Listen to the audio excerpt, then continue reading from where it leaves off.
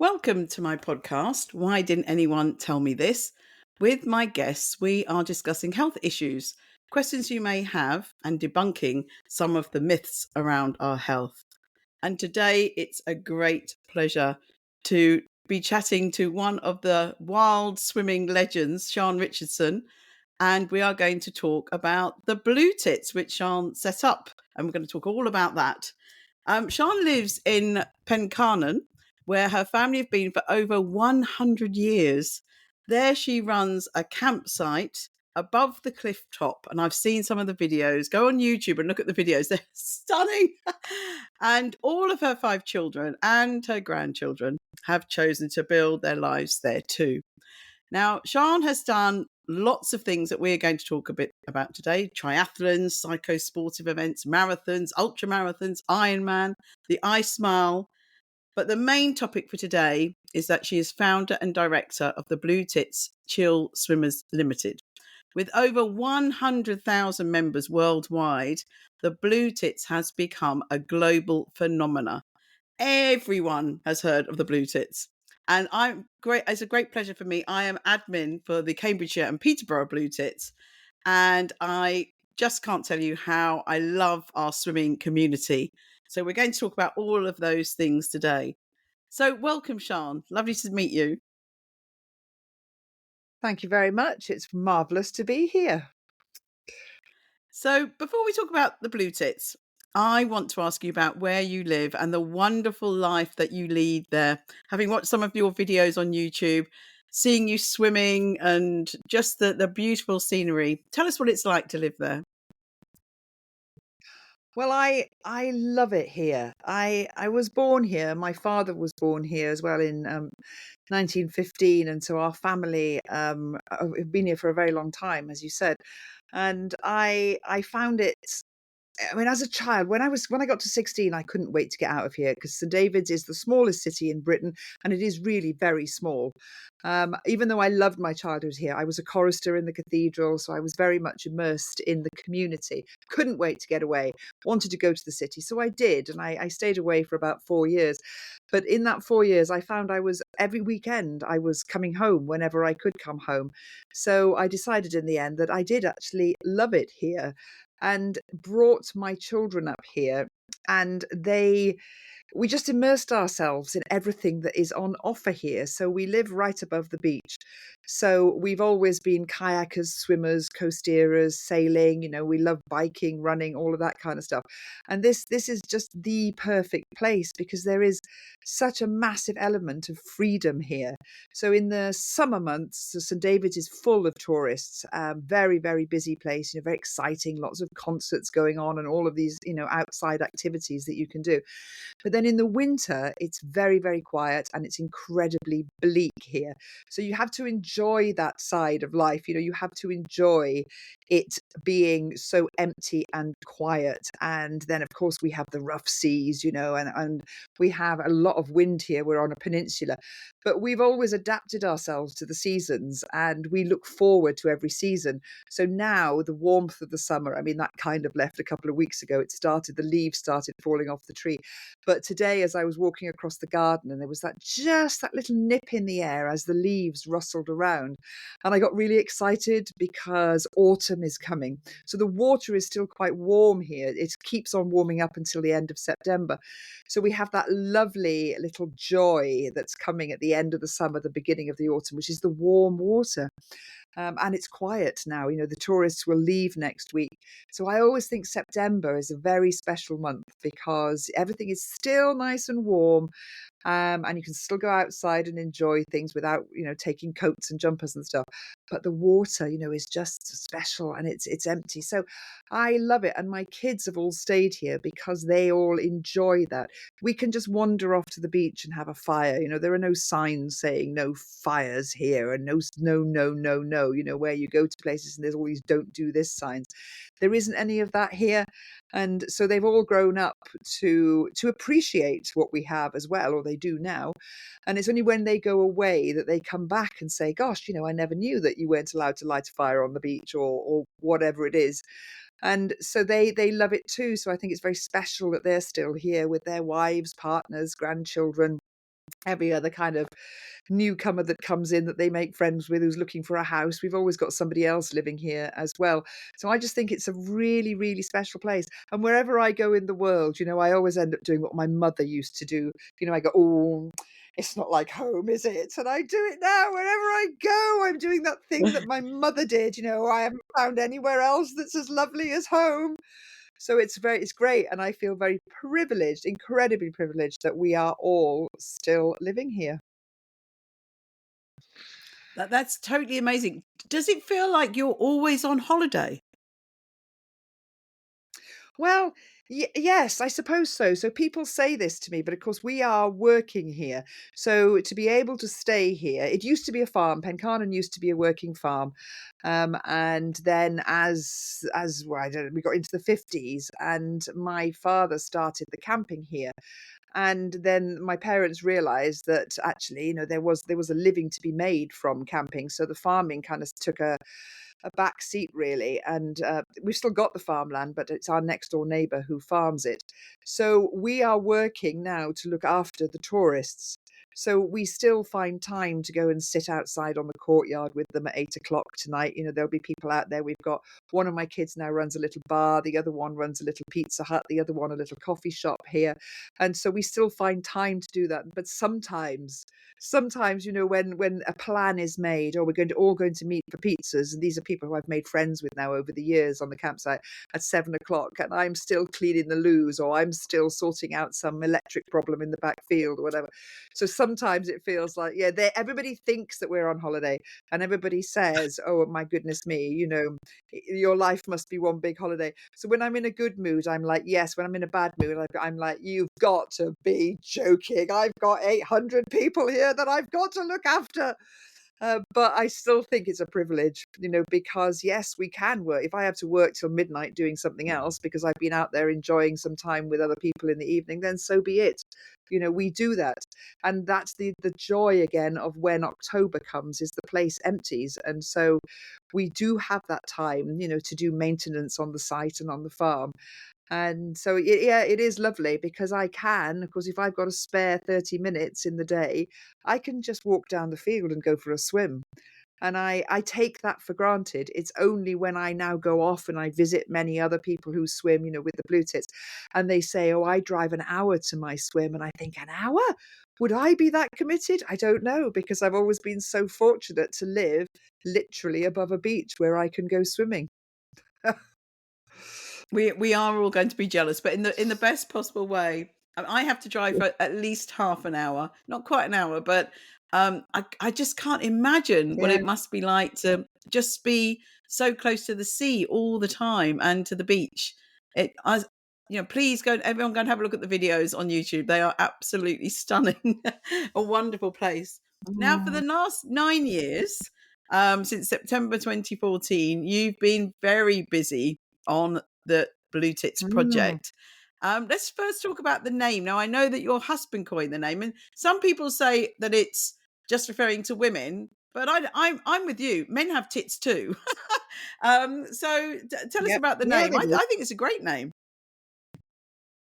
Well, it was because I'd done years and years of these triathlons, and I've never been an athlete as such. I'm not your stereotypical athlete. Then in school, I was totally non-sporty. I was always the fat girl at the back that was never chosen for anything.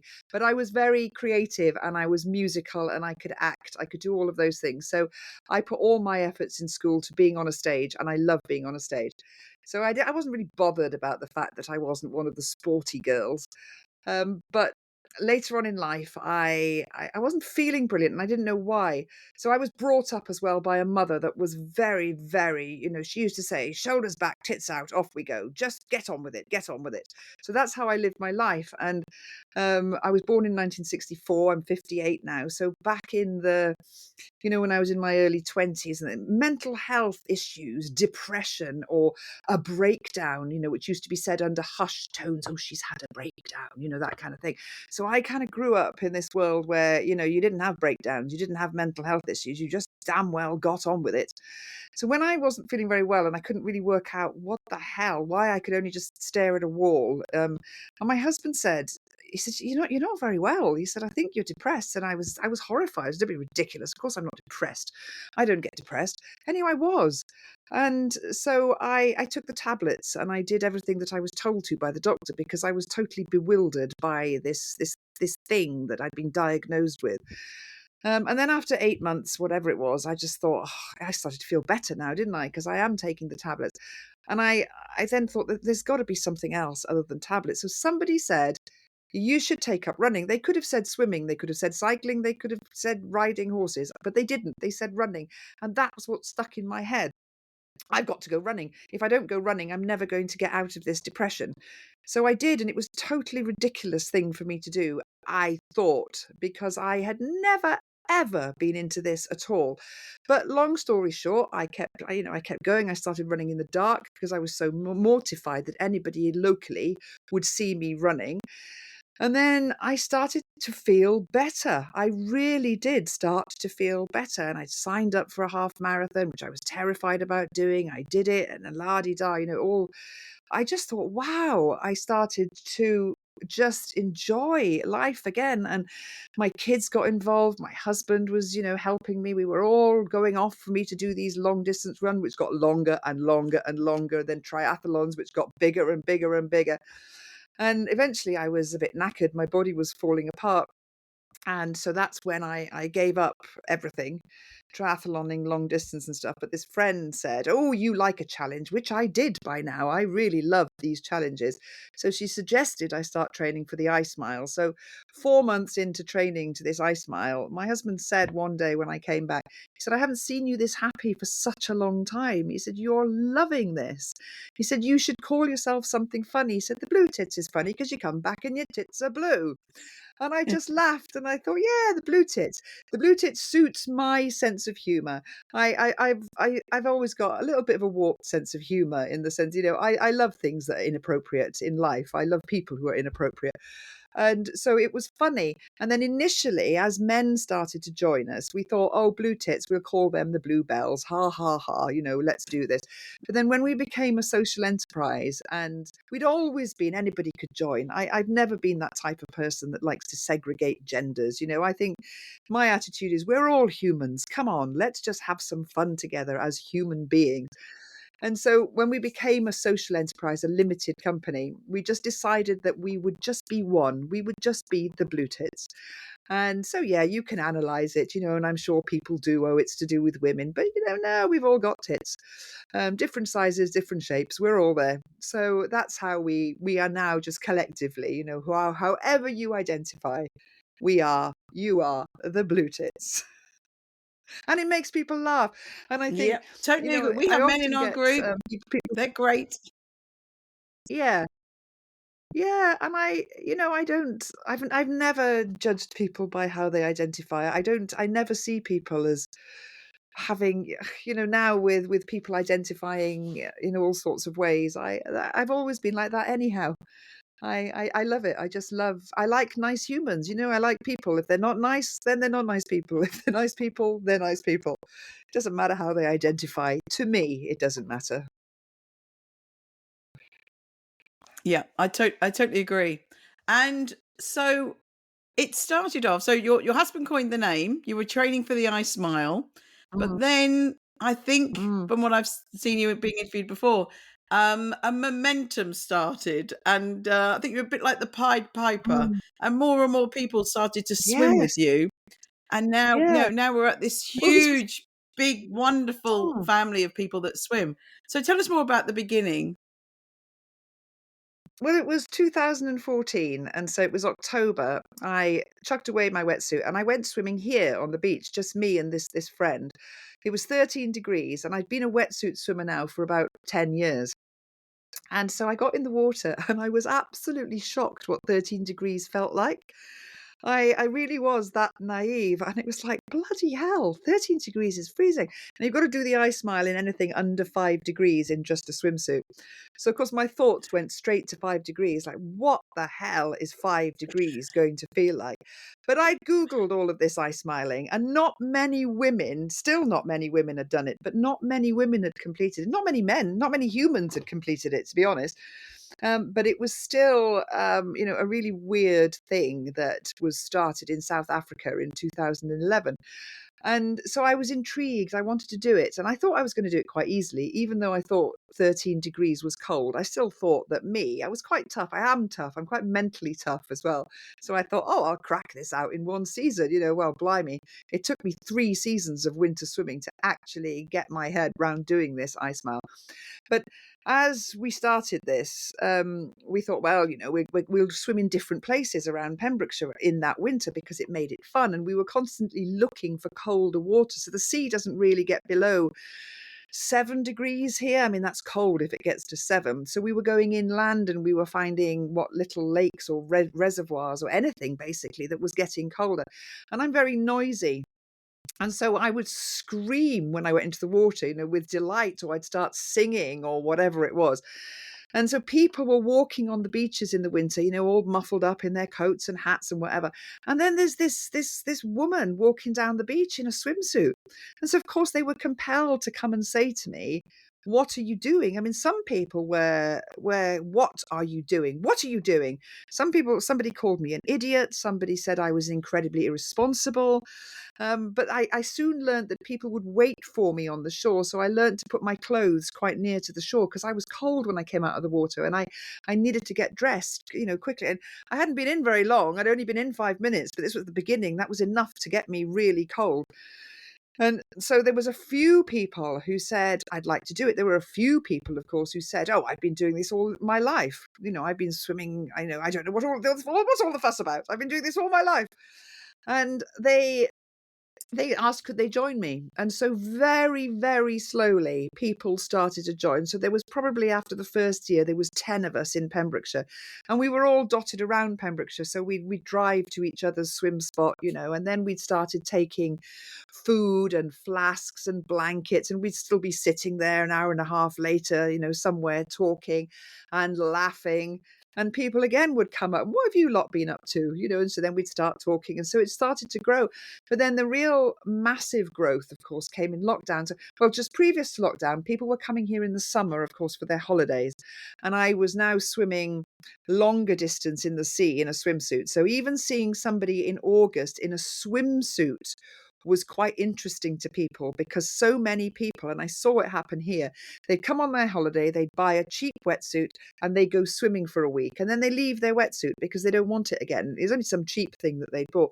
People had got into this habit of thinking that you had to put neoprene on to get in the water. When we were children, there weren't such a thing as wetsuits. Only very rich people had wetsuits. So they were seeing me now swimming in the summer months in this swimsuit. So, gosh, have you just swum right across the bay in a swimsuit? And I'm like, yeah, I have. Blimey, how do you do that? Or why are you doing that? So we had a few people who were on holiday. And then I said, oh, we've called ourselves the Bluetits, who went home to wherever they were living. And they started to set up the Bluetits, a Bluetits group in like Tooting was one of the first ones. Gower was one of the first ones. And this was a very loose affair then. I had no plans whatsoever other than I would give them a whole bag of badges, which I'd bought because I have a thing about badges. And then they'd give out little badges. So it started to grow slowly, slowly, slowly. And then lockdown happened. And of course, people couldn't go to leisure centres. They couldn't go to the gym. They couldn't do their usual exercise routine. So they started thinking about other things. And because we've got the Facebook groups where people join, and they interact with each other to arrange the swims, they'd heard about this. So they joined the Facebook groups just to see what was going on and just to get some social interaction with people. So when we were then allowed to go out, of course, what did people do? They went to the one place they could because leisure centres didn't open straight away. They went swimming. So it went bonkers after lockdown. Absolutely bonkers. It just went up by the tens of thousands very, very, very quickly. And again, I thought, well, it won't last. This is all because everybody's now desperate for a little bit of exercise with other human beings. But it has lasted and it's continued to grow. But then, of course, we took on a team of people as well here at Bluetit HQ. So that has obviously helped it to grow. And it's morphing, it morphs all the time. Like now we've got a lot of people who are non-swimmers that are joining us just because they want some social interaction with people and they're lonely. This is one of the things that's being stated a lot at the moment around here, because we live in this beautiful holiday area, and so people come on holiday all their lives, and then when it comes to retirement, a lot of people retire here because they've grown over the last 30 years loving this area, and they're lonely. They come here and they don't know anybody. So that's been a lot of chat recently about loneliness.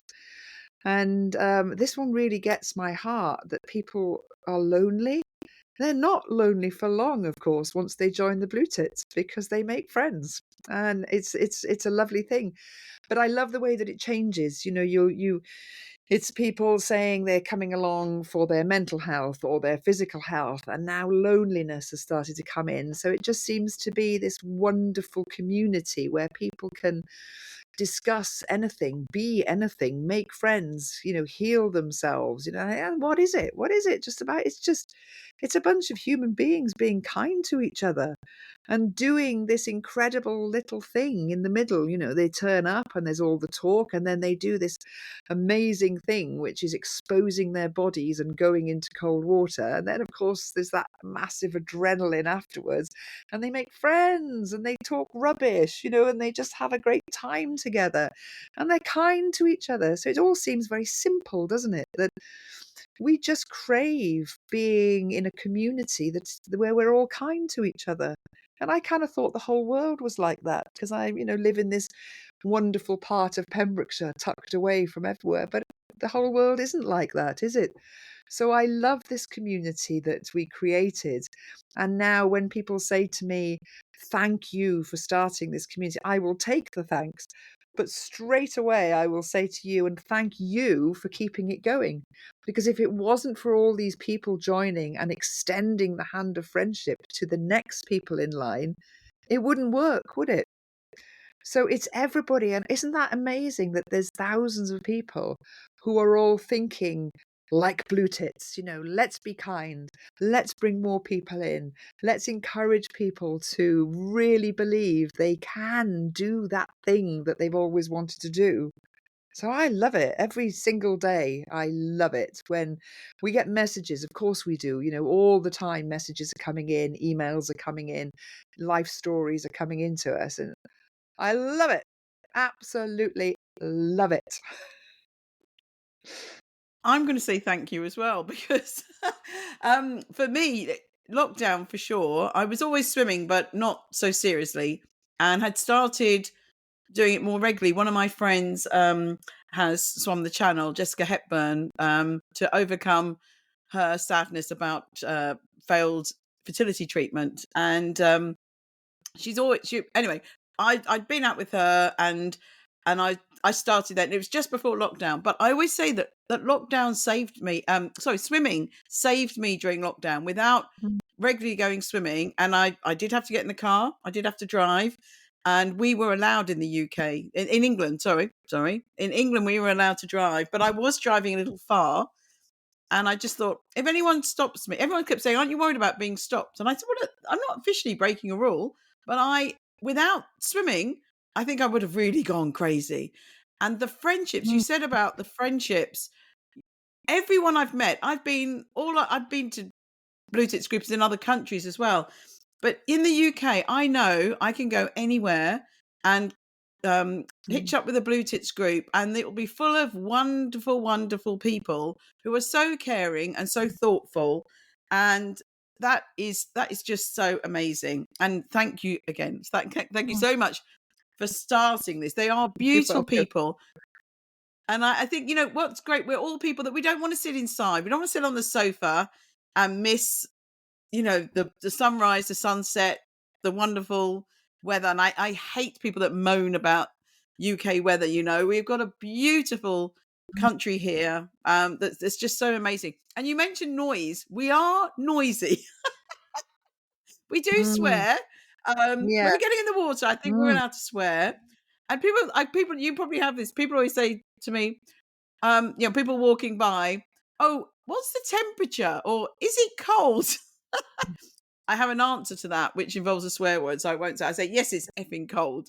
But yeah, but then we just laugh because it's such an amazing community. And now some of my best friends that I do other things with, like go to festivals and things, were people that I met through swimming. Now, I wanted to talk about body confidence. I know you've talked about this before, and we definitely have communities. We're all different shapes and sizes, and I've never known anyone to criticize the Bluetits. We celebrate this, and we're amazing. We're walking around, as you said, in our swimming costume, normally in winter or a cold day or whatever. And so, did you want to say a little bit more about body confidence? Yeah, I think it's an interesting one. So I'm a very confident person in general. And I've been all shapes and sizes all my life. So I have never ever been the same size. I've got all these chapters in my life. I've got a wardrobe full of clothes from size 12 to 20. And I never throw anything like I love out based on its size, because I can be that size again, I know. And so I've never been massively confident about my body. And when I started swimming in a swimsuit, I wasn't hugely confident. I was was I fat or thin? I can't remember. I think I was probably a little bit fat at that point. And not that it makes any difference whether I'm fat or thin. I don't have that confidence in how I look then. I never have really. And I mean, now it doesn't even cross my mind because I spend my life in a swimsuit. But I noticed that, and I still notice it, of course, that initially there was some people here who were watching us swim, and they weren't joining us. So one day I just went over and said, I've noticed you here on this beach a few times watching us. Do you want to come and swim?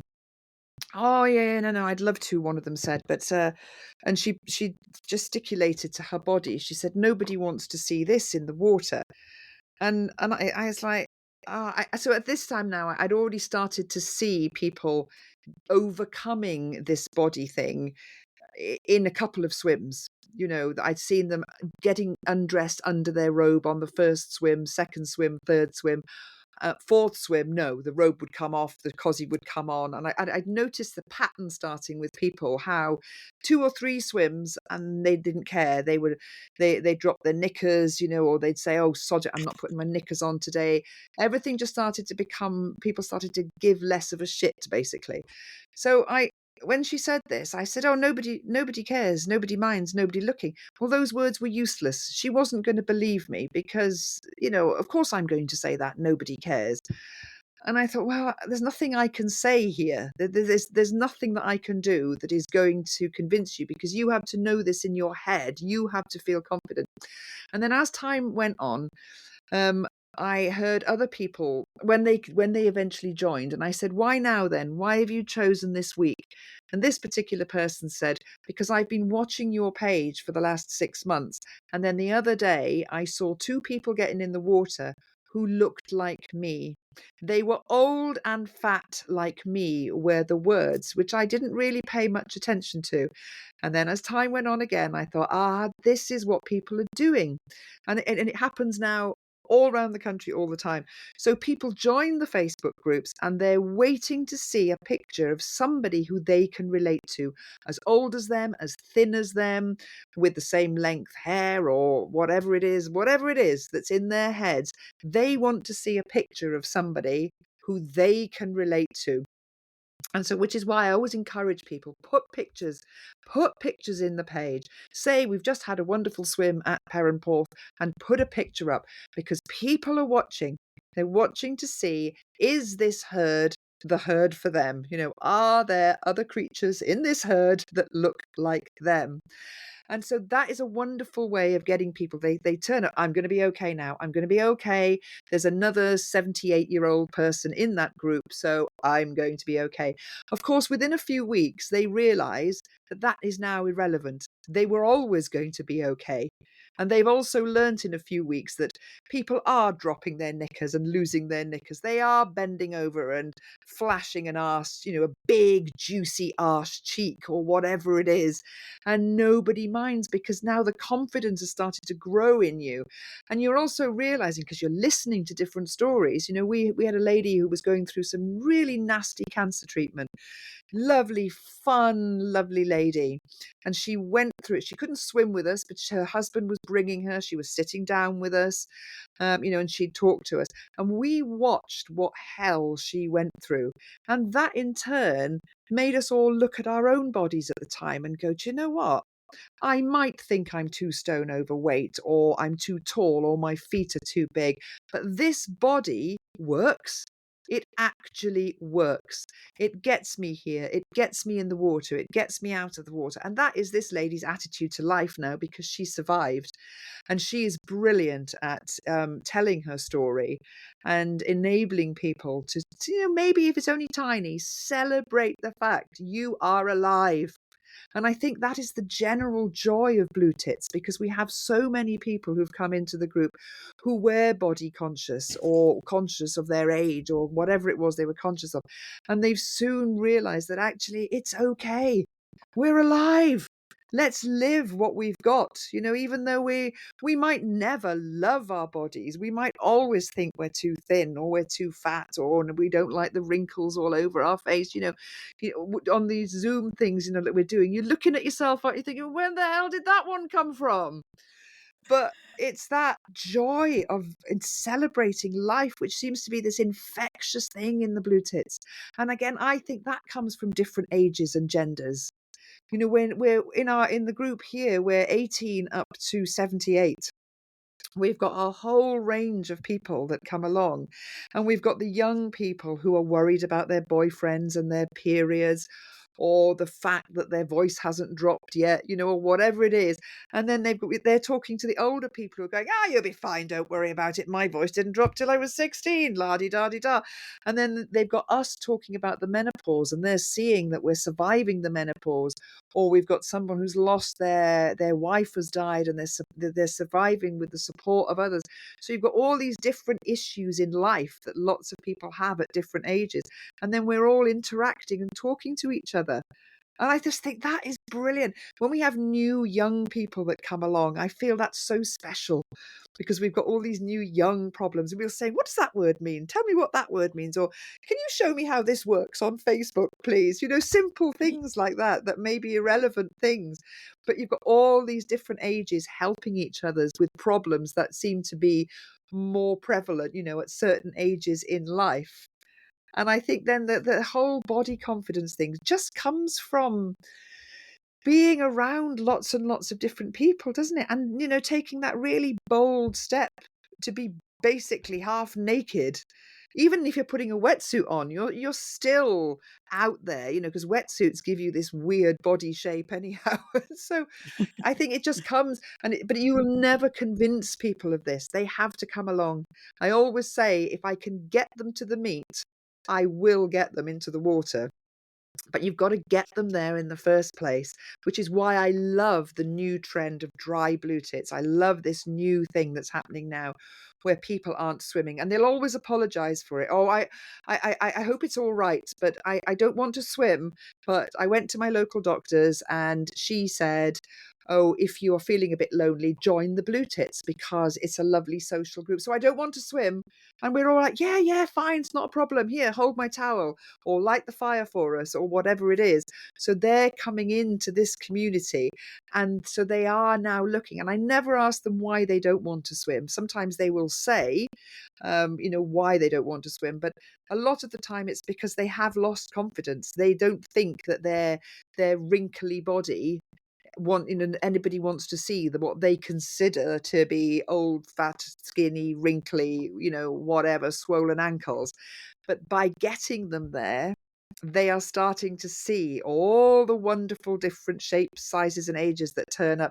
And more often than not, they will swim eventually, or paddle. They'll come up to their knees and they'll have a paddle. We've got a few at the moment who are still, oh, no, just knee height. Thank you very much. That's fine. And I'll stay with them. I stay on the shore and we splash water around and we have a great time. Or somebody else will always do it as well. So I think that the body confidence, of course, is always going to be an issue in a society where everything, all the media is this perfect, idea of what the perfect body should be looking like. Although I think that is changing now as well. I think that the power, all these hundreds and thousands of people who are swimming, not just Bluetits, but of course all these other groups that go swimming, are starting to change this, because magazines, clothing companies, you're now starting to see a much more diverse amount of people. And whereas a few years ago, if a clothing company used a model that was a size 14, you'd look at it and go, "Oh, well, they're being very diverse, aren't they? Using a larger model." Now it's not unusual to see 16, 18s, 20 size people and wrinklies like me. I'm starting to see older people being used, which is wonderful, isn't it? I love that it's not just, very, very skin, very tall, thin, young people being used as clothes model.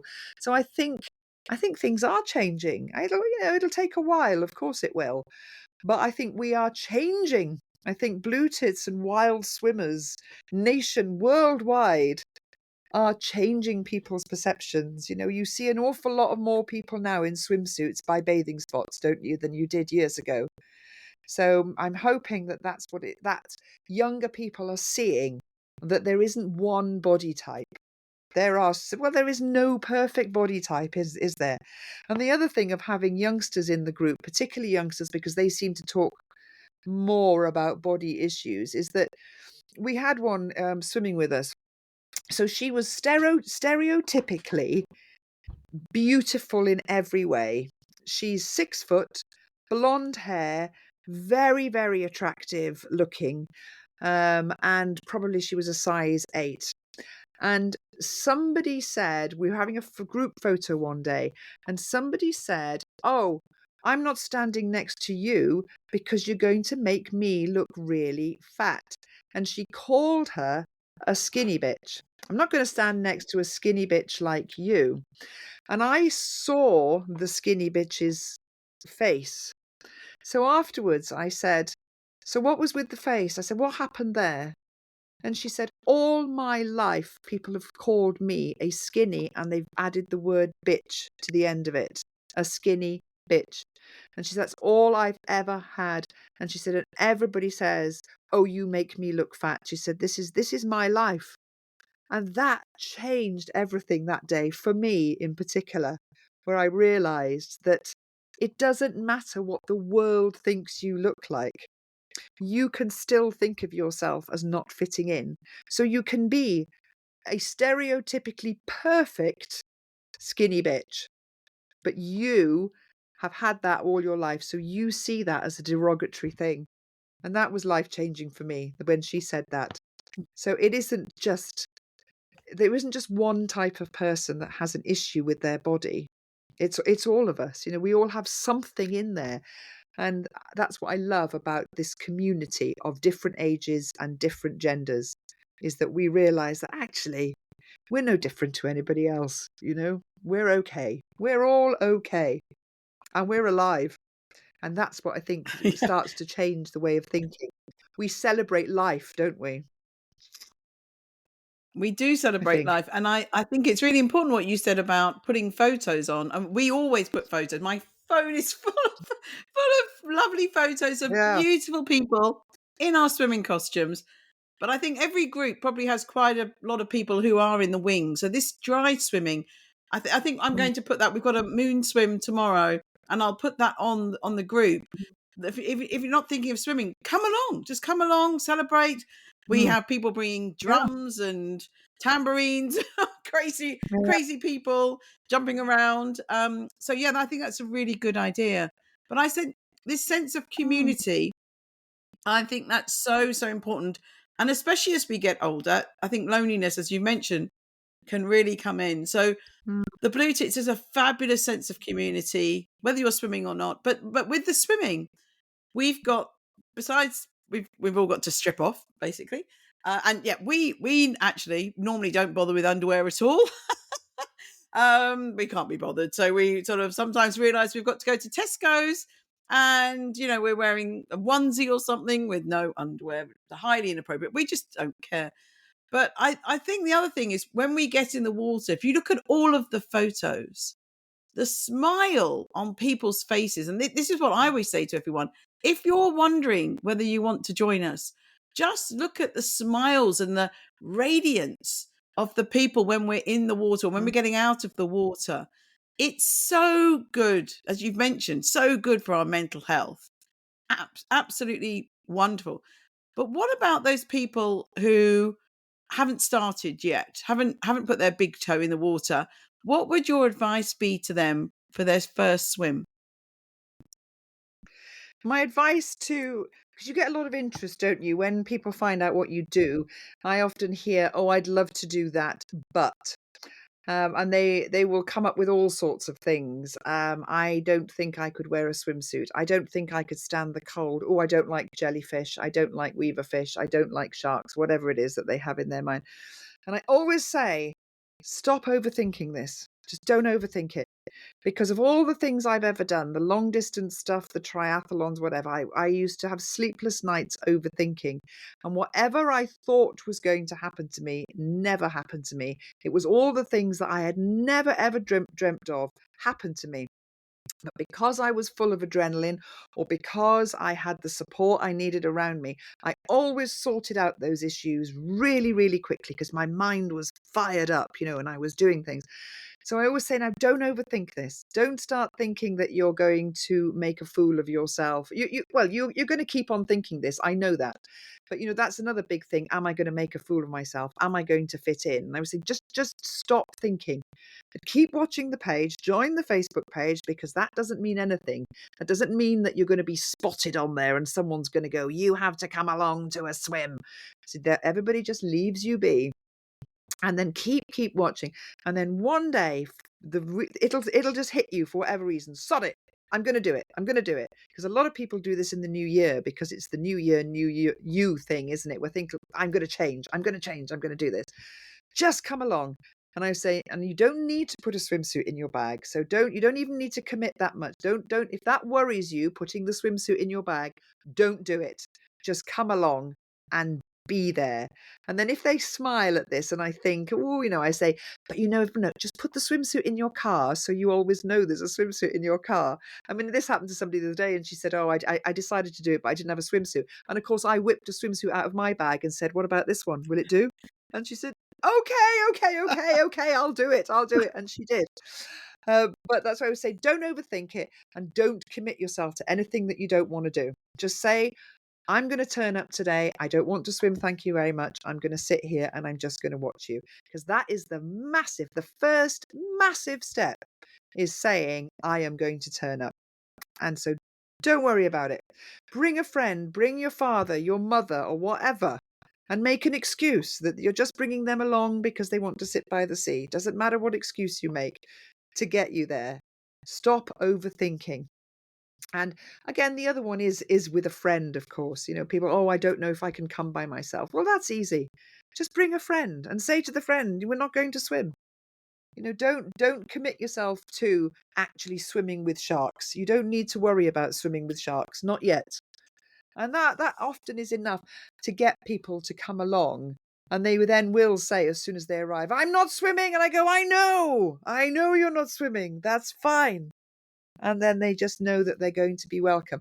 And the more that happens, which is happening a lot round here now, that step is getting easier. I don't need to say that quite as much as I used to. You're not going to be made to swim. People now know they're not going to be forced or feel compelled or feel left out because they haven't gone in the water. So sometimes I don't swim. Often with swims, particularly when I know they're going to be busy ones, like in August, I deliberately don't swim. And I do that just to show people that it's absolutely okay. And I also deliberately wear a wetsuit sometimes just to show people it's okay. I will always get a jibe from somebody, somebody who's been in the Bluetit group for 4 years. What are you doing in a wetsuit? And I'm like, and they go, oh yeah, sorry. Because I'm always very conscious of that. Don't make any fuss about what people wear. Even like we have one lady who wears full wetsuit, hat, She has the hat on, the thingies, the gloves, and the boots. And she's always done it like that. She's never once been tempted to take it off. And I look at her and think, have you never been tempted to take it off? Obviously, she hasn't. But it's just that you're aware of that. So that's why I do it. Then I do all of those things just to make people know that it's okay. Because once you've been a blue tit for a while, it's okay to be you. No matter how quirky you are, it's okay, but you don't necessarily know that initially. You might think, oh, I'm an absolute weirdo. No one's going to accept me. Because we have one lady who always has two toe floats, and we call her Two Floats, because she had an accident when she was younger, and she likes to have two floats with her.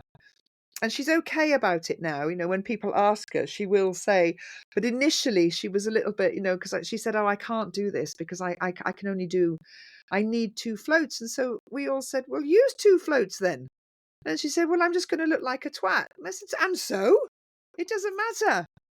It's fine to be you, whatever you do. And so when somebody says, oh, I feel as if I should put gloves on because, I said, put gloves on then. Do what you want. Nobody minds. In fact, people love it because then you've got an experience of what helped you carry on swimming. Oh, it was gloves. Oh, it was booties. Oh, it was nose plugs. Oh, it was a hairnet. Whatever it is that makes it easier for you to get in the water.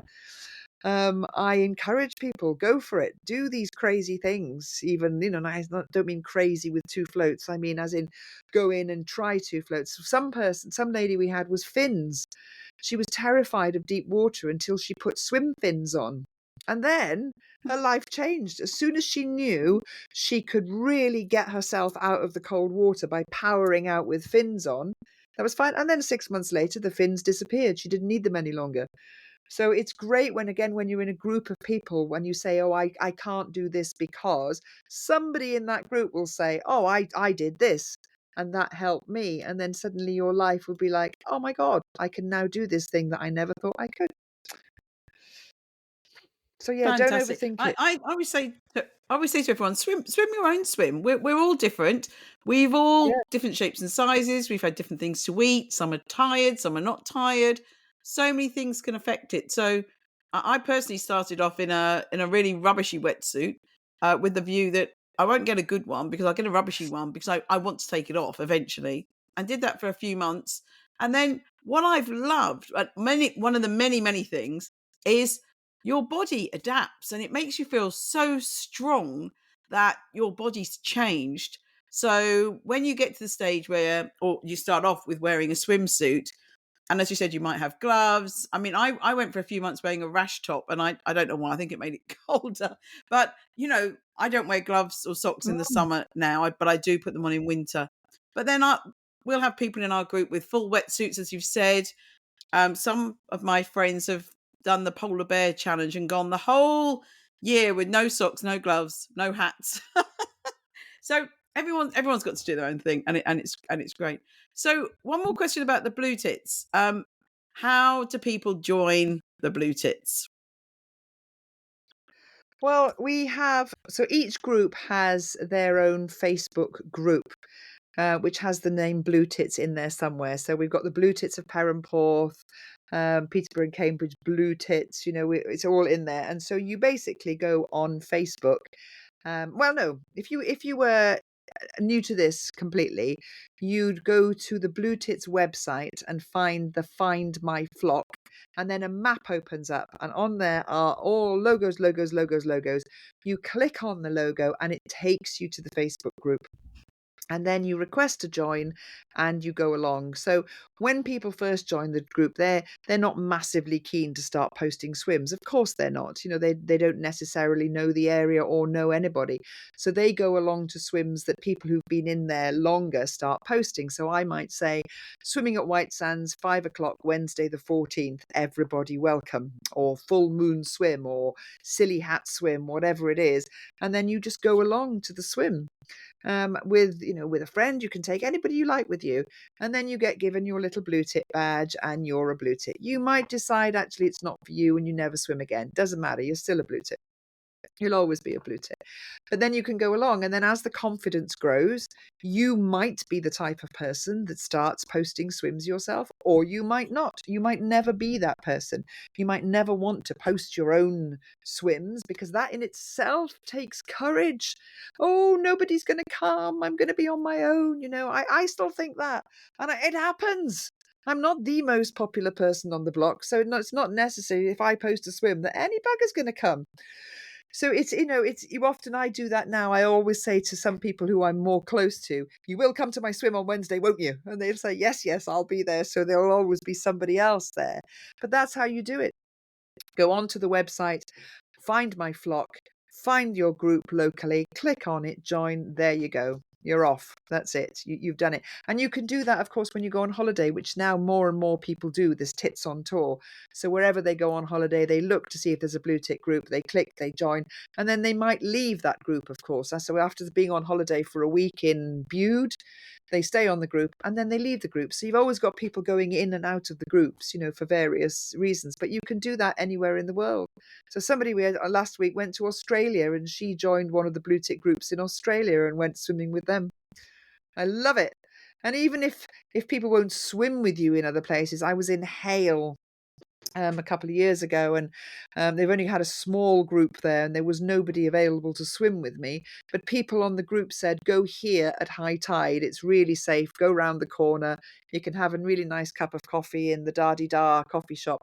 So you'll always get help from blue tit groups as well, wherever you are, about the best swim spot. So I like that. It's just like this trip advisor for blue tits. I think it's great. We were going to do that years ago. We were going to call it Tit Advisor, but then we thought that maybe that wouldn't be the best thing to be Googling Tit Advisor.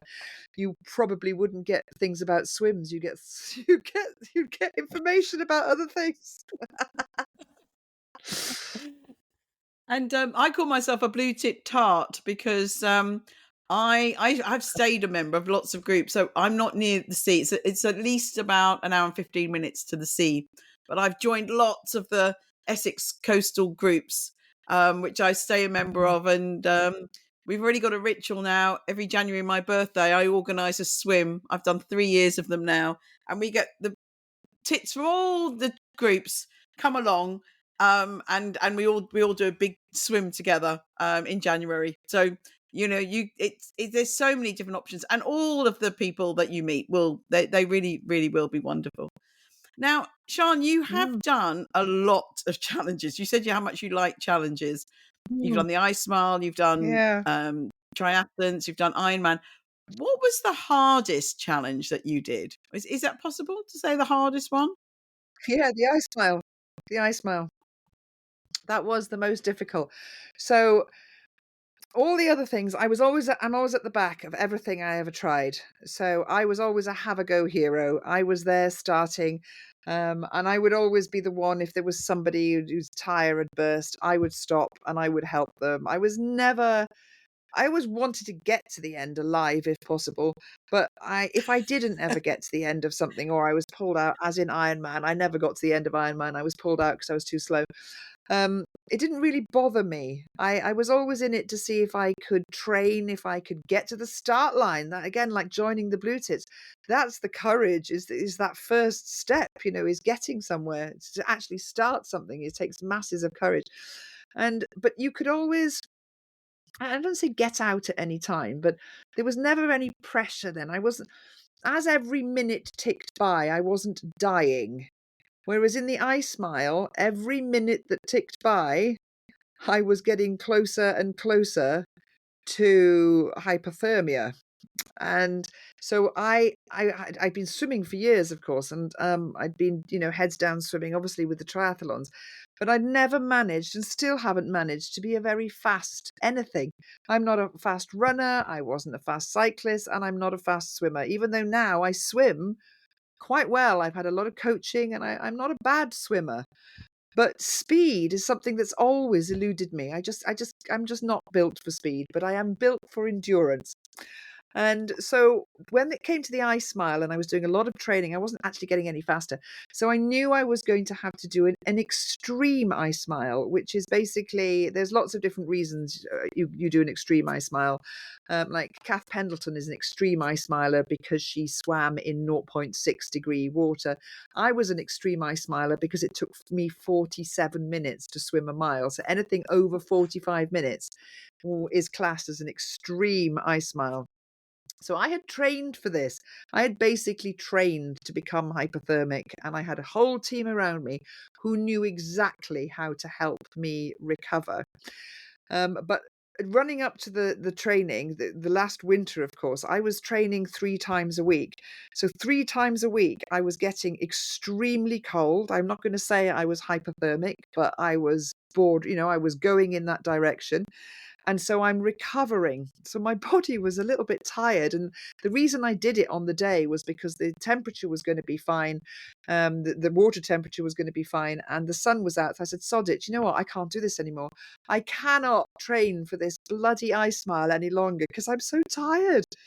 And then on the day, adrenaline got me through. Of course it did, because as soon as I hit that water, I thought, right, I do not want to do this ice mile again. I do not want to try and do this ice mile again. So I'm going to damn well finish this ice mile today, unless, of course, I had to be pulled out because you've got people watching your stroke. You've got people, I have to give my thumbs up every length and this kind of stuff. So if that all went tits up, they just pull you out, no questions asked.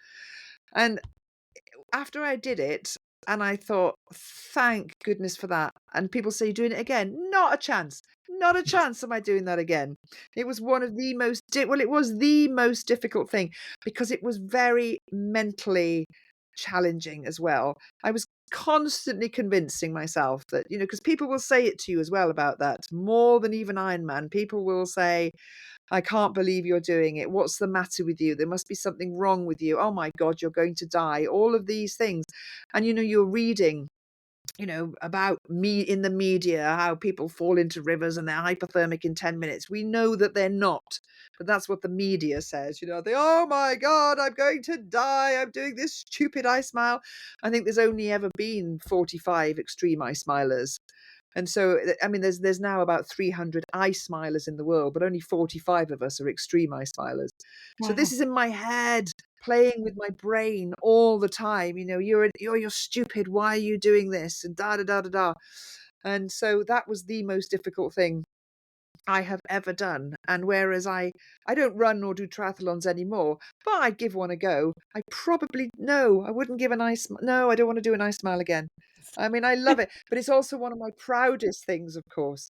I so love the fact that I did it, but I do not want to do it again. Thank you very much. It was marvelous. But yeah, it was. When it comes to triathlons, Ironman was difficult as well, but it was slightly beyond me. And I kind of knew that. It was the last triathlon I ever did, and I kind of knew that it was beyond me at the particular time. My hips had already started to disintegrate, and there was a lot of pain going on. But I always say it's that one of the hardest things is to start. So I was determined to stand on that start line. It would have been really easy if I'd said, "Oh, my hips are hurting. I can't do this now," because I trained for 2 years, so I'd been training for a long time to do it, and I was terrified on that start line. But I thought, put your money where your mouth is. You're telling people to do this all the time. You're telling people, just start. Don't worry if you don't finish. Start. And you find a different you. Every time you start something, you find another little bit of courage in you that you never knew you had. But if you don't start, you won't find that. So even though it was, I didn't finish it, and it was I was upset at the time. I would like to call myself an Ironman. But I'm still very proud of the fact that I started Ironman. But yeah, no, the ice mile, such a difficult. Goodness me. And I see some people doing it. I've seen one person doing it, and they just got up and walked away at the end, and they went, yeah, that was all right. That was all right. But oh my goodness me. No, 47 minutes I was in that water. And the record is Wow. 1 hour and 2 minutes. So it has crossed my mind to do an ice mile in 1 hour and 3 minutes, so I get the record for the slowest person. But no, that goes out my mind very quickly. No, I'm But not surprised. And it's you know, doable. You did big challenges, but people can do little challenges, and as you say, the buzz Yeah, from doing a challenge, yeah, set yourself yeah, little challenges. So, yeah, I yeah. definitely a bit of advice. Yeah. And that's why I love our events, because people come along and they're doing a 50-meter at one of our Blue Tit events.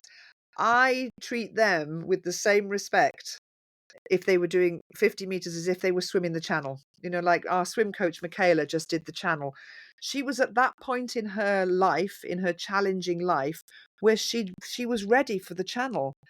But 10 years ago, she was doing 50 meters. Now, some people never go beyond that. That's enough for them. And then there are people, I'm one of them, who always tries to go bigger and longer until I get to the point where I can't do anything any longer. Oh, that's it. I've reached my limit. Thank you very much. I'm done. But when I see people going in to do their 50-meter swim at Lake 32 or wherever we are, it gets me every time, because I just think you are incredible. It's taken you the same amount of courage that it takes Michaela or takes me when I'm doing the ice mile. We're all at different stages, but the amount of courage it takes doesn't lessen because you're only doing 50 meters. This is huge for you. I have so much respect for people that come to these events and do this, and they say, "This is my first swim," and it just gets me. I think good for you, because the first big step was joining the Bluetits. You did it, and then you immersed yourself in that community. You grew in confidence by going along to the swims and laughing and joking and having a marvelous time with people. And now you've moved on to the next level in your swim career, which is a 50-meter fun swim. And like this year now, we've got 60 Blue Tits going out to Estonia to the World Ice Swimming Championships. And that again is phenomenal. It's great. And I don't see it, even if you never do events, to me, I still think you are awesome for turning up and swimming and showing your body to the world. That is enough for me. I think that is brilliant. But it's whatever then else you choose to do is equally as brilliant. But I think, and I like this about the Blue Tits, you never feel as if you have to do more. I think when you join the Blue Tits, you become a Blue Tit and you're accepted and you're embraced and you're loved and all of that. I personally don't think there's ever any pressure to do more. And that's what I always wanted about the Blue Tits. So even though I celebrate Michaela crossing the channel, I celebrate you for joining the Blue Tits. I don't celebrate Michaela more because she's gone on and done this thing. That was her choice to go that far. Your choice is just to have a little dip once a week in the Blue Tits, then bloody good on you. I think you are awesome for doing that. And I think Blue Tits in general think that as well. There is never, there is not, oh, well, I swam 58 meters last year in 4-degree water. You don't hear that. I mean, yes, you do. You hear, oh, I swam a meter in 1 degree. Ha, ha, ha, ha. But it's not like a badge of honor. It's not this.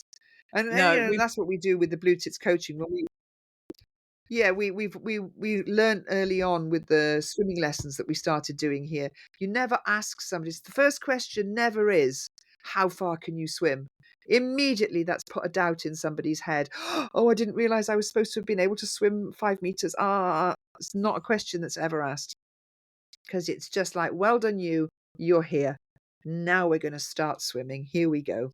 I love that. And I think that's a general thing in the Blue Tit community, really, that there are no badges of honor necessarily because you've swum the channel. Your badge of honor is gained as soon as you enter the group. That's it. Well done, you're here. Now let's go forth together and do whatever. that's beautiful. We've joined the Blue Tits. Even if we get in the water for 10 seconds, it's all our own goals, our Mm, own celebration, and people would yeah. definitely admire you for that.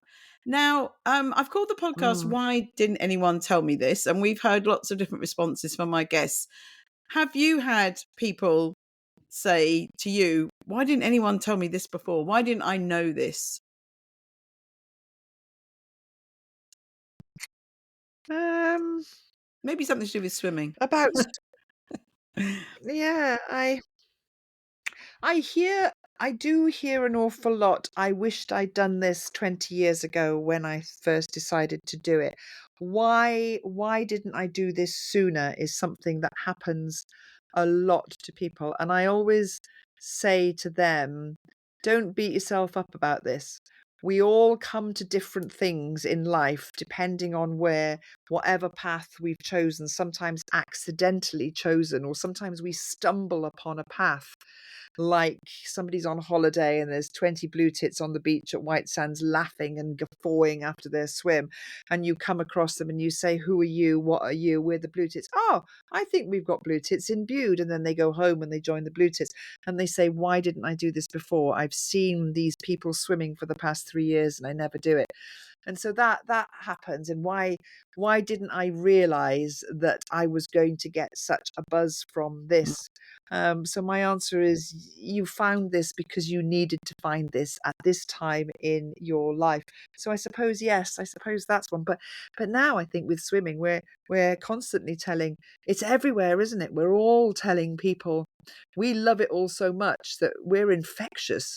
People, we tell everybody, don't we, that we're doing it. But I think that is probably the one. Why didn't I do this sooner? Why didn't I realize that this was so good? What worried me? Why was I worried so much about swimming and about my body and la di da? So I suppose that's the one that I hear a lot. Why didn't anybody tell me about this, or why didn't I find this sooner? That's perfect, and Not I really do agree answering the that question, but it's such a great empowering thing for people that do it. We get so much from it. mm, And Sian, you've done so much in your life with all the mm. challenges you've done, but especially setting up the Blue Tit. So what motivates you to do all these things rather than just sit on the sofa and not do anything? Yeah, I don't know. I sometimes wish I was one of those people that sat on the sofa and knew every soap that was on the TV at the moment and all the characters' names. And I was talking to my daughter about this yesterday because my all my kids are a bit like that, but my two daughters are particularly like that, and the eldest one, very, very much so. And we were saying yesterday how we think in our fantasy minds, wouldn't it be wonderful to be that person that never does anything? And then we're like, nah. I just like being active. If my brain isn't active, I am still very susceptible to depression. I I haven't, it's ever since I started running and everything else, I haven't had depression. But I have that kind of brain. I have a very, very creative mind. And sometimes I say I've never had any depression since my original bout many, many years ago. But sometimes my brain shuts off. So I like silversmithing, and I like creating animations, and I love photography and videography, and I love walking and swimming and all these things. And I my brain sometimes gets so full, it it shuts off for a couple of days, and I will just hide myself away. And I just have this like 48 hours where I don't do anything, and then I start to think, oh no, here we go. Oh no, no, no, no, no. Depression's coming again. Oh my goodness me. I really go into this incredibly deep, dark hole. And it doesn't last for longer than 2 days, but I can never remember that. When it happens again, I still think, oh, here we go. Oh no, no, no, no, no, no, here we go. But then I come back out again, and off goes the brain again, creating, doing, being with other people. And I find it's a buzz doing things for other people. I don't understand how you can get through life and never do anything for nothing for other people. It is it's a drug to me. It's that lovely thing, by being kind to somebody else and doing something for nothing for somebody else, makes me feel good. So you can turn that round and say it's a very selfish thing, that you're doing things for other people. I love it. I just love seeing other people. It can be a tiny thing that you do for somebody. You put your hand out for them at a swim, and they grab onto your hand and they squeeze it, and then afterwards they say thank you. I mean, that is such a buzz, isn't it? Where you've done something for somebody, you've made their day a little bit better than it was before. And so, on a grander scale, the blue tit thing is a buzz for me. Yes, I have a whole team around me. I only do the fun stuff in the Bluetits, like talking to you on podcasts. I don't do the boring stuff like working out some glitch in the, on the website. Gail does that. So I'm Good. very in a fortunate position now where I can go out there and do these fun things. But I couldn't, if my brain isn't constantly busy. Oh, I don't know what I do. I just don't know what I do. I love having lots of different things. I love challenges. Not so much challenges now. I've done that. I now like watching other people challenge themselves. And if I can help them in any small way to achieve that challenge, if that's the first 50-meter swim they ever do at an event, I will do that. And that is more than enough for me now, is seeing other people. It's incredible. It's infectious. And it just makes me feel so damn good seeing other people happy. I mean, it's got to be good for you, isn't it? It's Yes, got to yes. be. Quite a few people actually have said that helping other people has made them made them happy. Which comes to my next question. I've asked many people this question, and some people struggle to answer it, but I don't think you will. What makes you happy, and where is your happy place? I think I might know what you might say. You might Yeah. surprise me. Yeah. No, and I'm not going to surprise you, I'm afraid.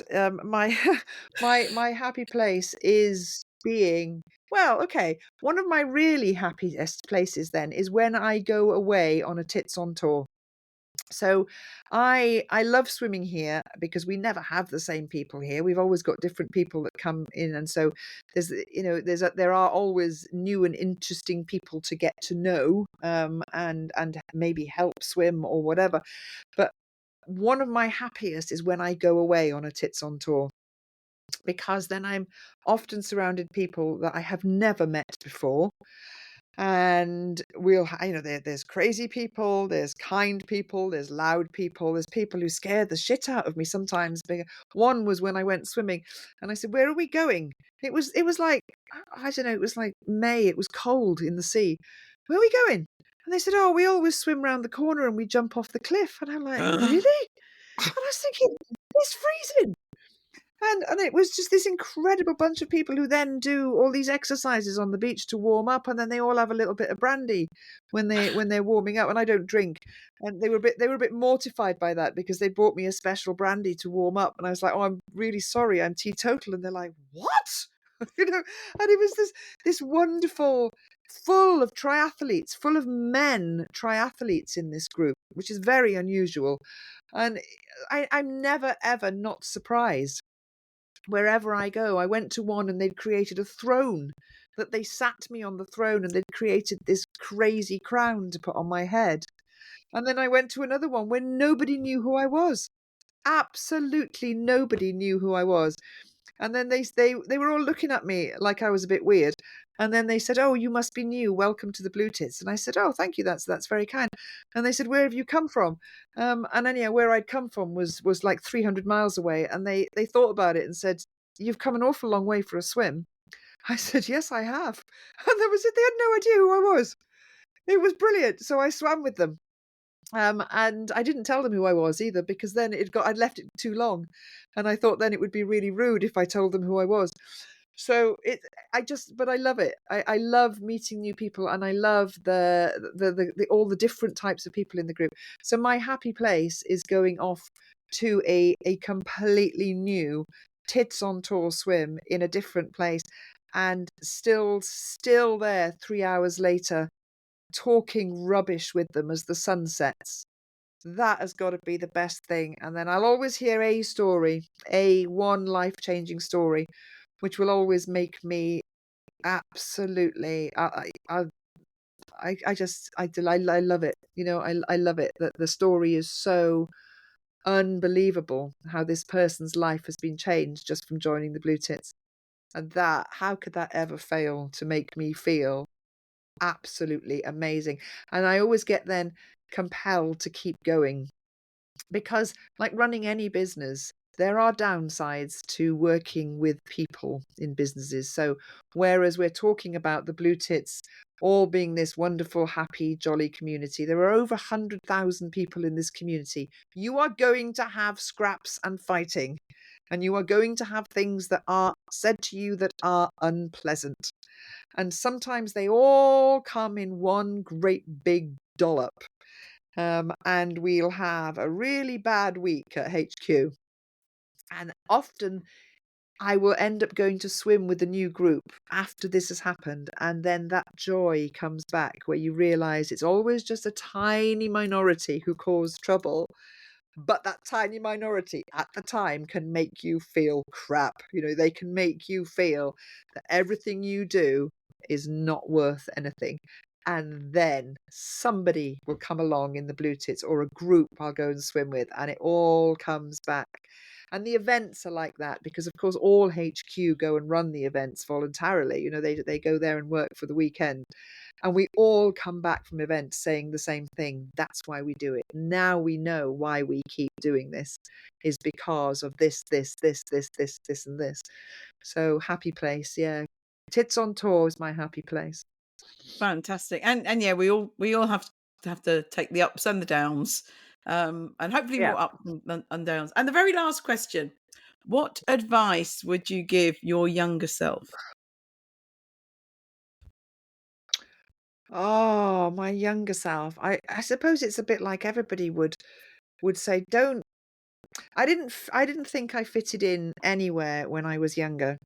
And I didn't really think I fitted in anywhere until the blue tits started to grow. So I was an only child, lived on a farm, and I had a very active mother who loved the outdoors, and she always used to say, try something once. If you don't like it, never try it again. But come on, let's go and try it. So we were always off doing stuff together. And that wasn't quite the norm in the community that I was brought up in. So I was always kind of viewed as being a little bit of an outsider then. Maybe I wasn't, but I felt like I was. I never felt that I fitted in. And I never really thought that I thought I was pretty good at singing and acting.